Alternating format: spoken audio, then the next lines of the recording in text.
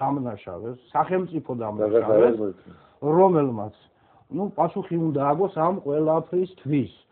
შეიძლება ჩამოვთვალოთ პირველი დანაშაული ეს, მეორე, მესამე, მეოთხე. რაზე დგას ეს თვითმარქვია.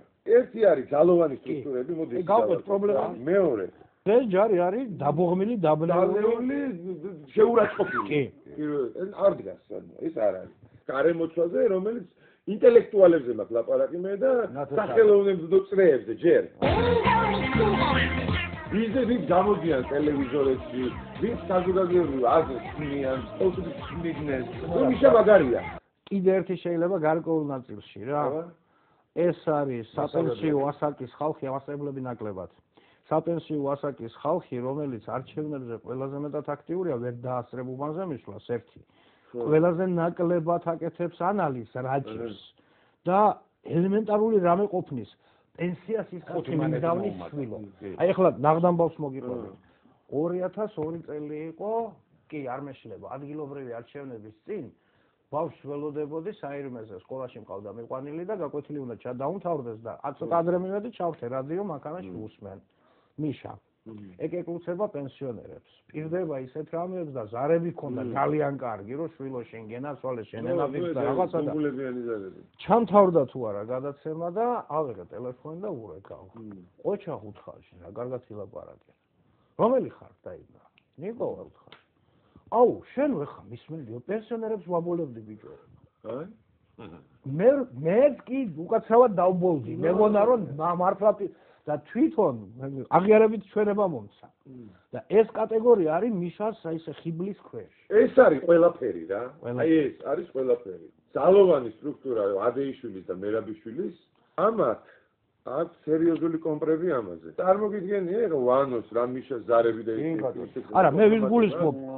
წარმოგიდგენია ეხლა იმიტომაც არის ეს რომ ვანო ვერ მოვიცილე. აი ეს მანქურთების შემადგენლობაში უეჭველად შედის ადგილობრივი მმართველობა, თვითმმართველობა. კი. ანუ ეს მანქურთები არიან, რასაც ეძახიან ადგილობრივი რესურსი. კი. და აი ასე გამჭოლი, მე-7 არა, გამჭოლად მივაწეროთ ბიზნესმენები. რომლებიც ძალიან კარგად ზნებენ რა შესაძლოა. რომლებსაც 1000 კრუგი აქვს დარწმუნებული გული. მაგრამ ყველა გაკოტრდაოდა, სადაა ბიზნესმენები? ყველა გაკოტრდაოდა. აი ახლა მან როგორი თამაში მიდის, გურამ. თქვენ ნუ გაგიკვირდებათ, მე თქვენ უნდა მოგწველოთ. მაგრამ კომპენსაცია თქვენ უფლებას გაძლევთ.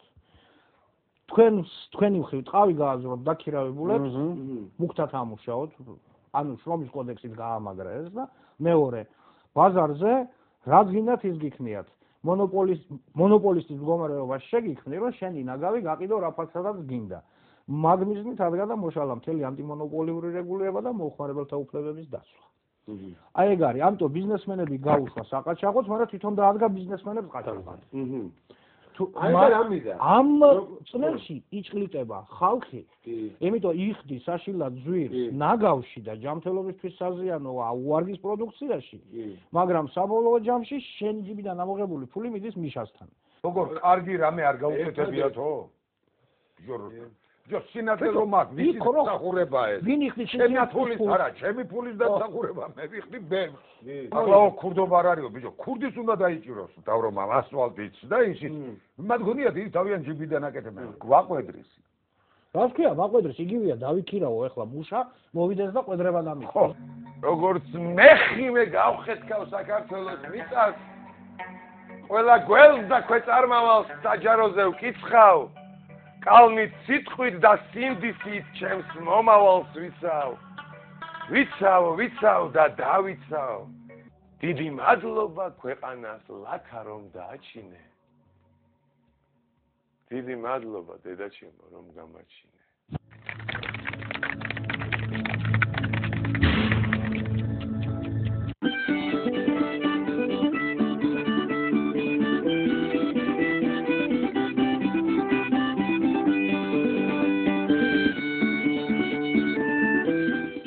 გამარჯობა. მე ამიტომ თვითონ შენი სიტყვები არ არის ლაპარაკი ხესით უცენზურო სიტყვებს. შენ დამოკიდებულება თუ გინდა ვირთხები უწოდებ სააკაშვილის მომხრეებს არ უწოდებ, ვირთხებს უწოდებ იმ ადამიანებს, ვინც სილს წამებს რომ ავიღეთ ფული. აი ეს არის და ეს. თქვენ გონიათ რომ მე ჩვენ ფული ავიღეთ? დარწმუნებული არ ვარ არც მაგაში რომ ვაიღე და არცებაში რომ არ აიღე. თქვენ ემხრობით ამ ხელისუფლებას. მე კიდე. იმ ადამიანებმა რა დაგიშავათ, ვინც არ ემხრობა ამ ხელისუფლებას. მე ხო ვიცი როგორც ჩატარდა არჩევნები. მე ხო ვიცი რომ სააკაშვილს არ გამომარჯვია, მას 20%-ის მეტი არ აუღია. დი რა დავარქვა ქურდს მითხარი ყველაზე დიდს. შეურაცხყოფა არ მივაყენო? გაგლოთ ისე ტენდენცია და რომ ყველა ესე იგი ვინც სააკაშვილს უჭერს ხარ ცხოვრობს გადასარევად და არა, არ გადასარევად არც ხო მე არ ვიძახი რომ გადასარევად ამ ქვეყანაში არავინ არ ცხოვრობს. თუნდაც იმიტომ რომ მე და თქვენ ეხა ესეთი პოლემი გვაქვს ერთმანეთში. აი, როდესაც საზოგადოება გაიხლიჩება შუაზე ორ ნაწილად და როდესაც ამის ყველაფრის ავანჩავანი არის ერთი სრუ ადამიანი, რომელიც თქვენ არ იცით უბრალოდ, აი თქვენ არ იცით და ვერ ხვდებით იმას, რომ ეს ადამიანი რომ მოშორდეს ამ ქვეყანაში, როგორი დიდი ეროვნული შერიგება შეიძლება მოხდეს. ის არის სრუ და აჯერებს თავის მომხრეებს და ის გამარჯვებულია. არა და ის არანაირად არ არის გამარჯვებული, ხალბატონო.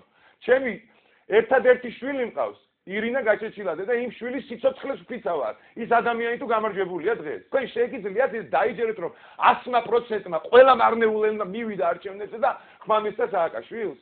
თქვენ შეგიძლიათ დაიჯეროთ რომ ახალციხის და ახალგორის მოსახლეობამ 100% მივიდა არჩევნებზე და ხმამისცა სააკაშვილს. აი ამ ხმებით არის ის მოსული. გესმით? და ქურდ ადამიანს დაველაპარაკები როგორც ქურდს და არა როგორც პრეზიდენტს. აი ეს არის და ეს მეტი არაფერი. ხო არის სახალხო დამცველი სოზარ სუბარი. კამერებით სადაც უნდა გარჩეულიყო თუ როგორ რანაირად ჩატარდა არჩევნები და ქონდა ამის უფლება, ის კამერები საერთოდ არ მისცეს და ის თანაწერები დაუმალეს. გესმით თქვენ რა ხდება? ქურდების სისხლის მსმელების და რა ვიცი რა დავარქვა, ამათ ხელშია დღეს ჩემი საჩოდავი ქვეყანა და არ შეურაცხყოფაც არ მივაყენო? გისმენთ?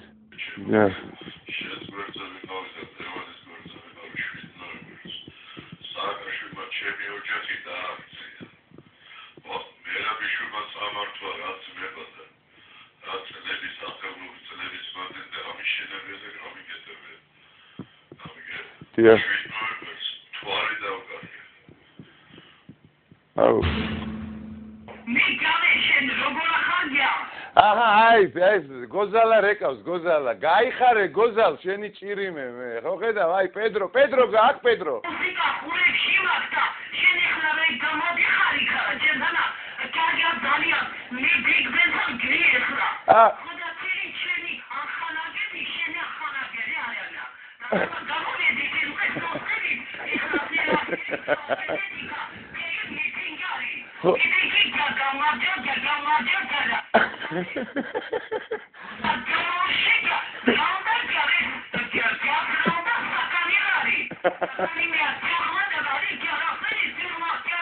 გოზალ, ოქრო ხარ, გოზალ, ოქრო. გთხოვთ, წასულთ რაღაცებთან გამიშალოთ სუფრა. გთხოვთ ჩემი ოცნებებით. შემიღებეთ ლურჯ-ბრა.